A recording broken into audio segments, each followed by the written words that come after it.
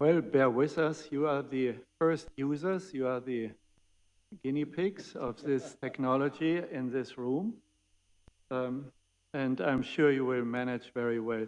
Before passing on to Michael Baumann, let me thank the Swedish Embassy to the Holy See, which has been supportive, including materially, of this conference. So thank you very much, Government of Sweden. Michael, you have the floor now. Dear President of the Pontifical Academy of Sciences, Joachim von Braun, dear Chancellor of the Pontifical Academy of Sciences, Cardinal Peter Tassen, dear Commissioner Maria Gabriel, dear colleagues, I'm very happy and very thankful that we have this conference here in the Vatican together with the Pontifical Academy today and tomorrow. I am Michael Baumann. I'm the president of the European Academy of Cancer Sciences, and the European Academy of Cancer Sciences elects distinguished oncologists and cancer researchers, mainly from Europe, but lastly all over the world, to give advice to our societies, advice to cancer research systems, cancer care systems, and to politicians on how to develop the cancer systems in the world, in Europe, and to reduce, in the end, death and suffering caused by cancer. We have a very important topic today, and I want to use 2 or 3 minutes to simply introduce to the topic.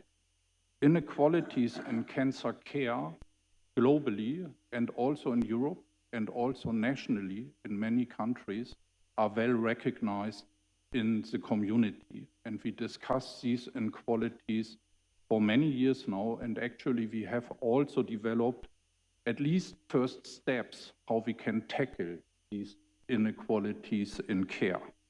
And a lot still needs to be done, no doubt about that we have to work on this very important topic for all citizens in Europe and globally in the coming years. But there's another major concern, and that major concern is not well recognized today, and we want to use this conference to make us and others aware of this problem. And that is that there is also huge inequality in cancer research, globally, in Europe, and nationally. There are, if I take Europe, there are only few centers in Europe which really have the critical mass and the expertise and the infrastructures to perform cancer research on an international leading scale. And that is not a good situation if only few of these centers develop what is needed in cancer prevention, in cancer care, in cancer diagnosis in the future. This gap, if we don't do anything against it, will increase, because we have seen over the past years that this gap or this inequality in cancer research has been increasing, and there's no doubt that critical mass, because research is getting more and more complex, will also increase in the coming years. If we don't tackle that, then we have a problem also in the future for cancer care. Why is that? We have today the situation, luckily, that cancer care and cancer research is intrinsically interwoven in many aspects.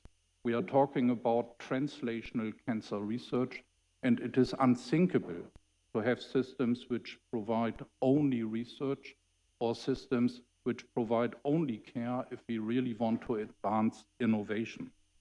And therefore, a gap, inequalities in cancer research will directly affect future cancer patients.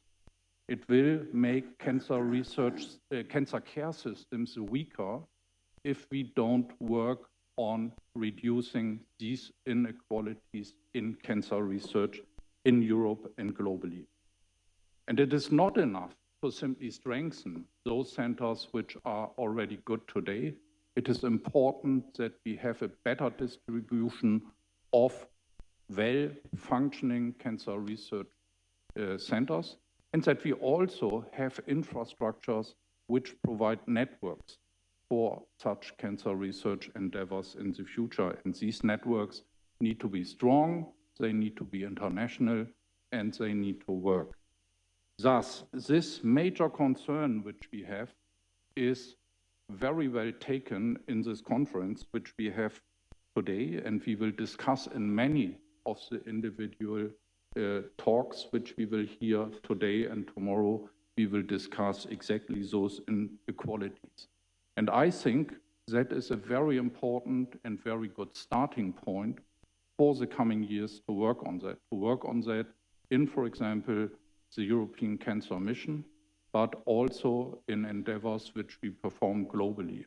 And if we achieve that we have this topic on the table after this conference, I think then the conference was already worthwhile to organize. Thank you very much.